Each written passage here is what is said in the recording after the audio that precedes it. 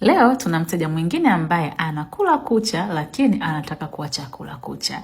Kwa hiyo hii ni safari yetu mpya. Kama unavyoona kucha zake zimeliwa mpaka ziko nusu, lakini ana imani kwamba mimi naweza nikamfanya hii safari yake ya kutokula kucha ikafanikiwa. Na ni kweli, kazi yangu ni hiyo. Sibagui vidole, sibagui mikono. Hata kama unakula kucha namna vipi, tutasaidiana.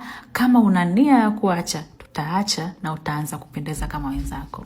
So kama unavyoona hapo, nilikuwa namfanyia preparation zote, na video hii ina include preparation zote mpaka mwisho nilivyomtengeneza, na nilimfanyia polygel. Na of course polygel ina design nyingi ambazo unaweza kuzitumia kufanya, ila mimi nilitumia kuna kucha zake special. But I wish kujua watu wanaokula kucha, nyie mnaokula kucha, ninajua sababu nyingine kadhaa, lakini natamani kujua kutoka kwako, uniambie ni wakati gani hasa ndo ambao unakula kucha.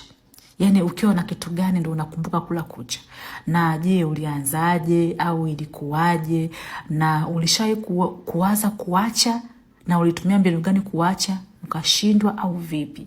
Kwa hiyo wish mtupe experiences zetu hasa za jinsi gani uliweza kuacha. Yaani jinsi gani ulianza kuacha kula kucha, ulifanya kitu gani na kitu gani na kitu gani?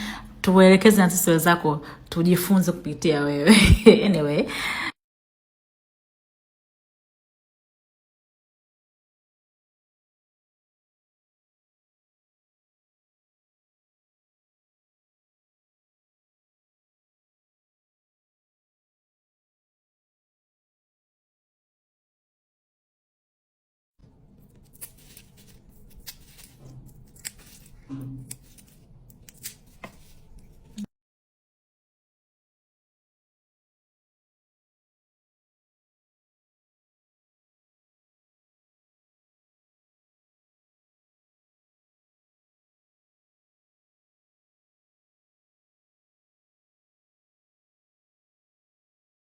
I went from this.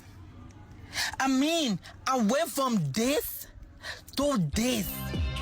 It's not just about changing. Because when God is in your life, you glow up.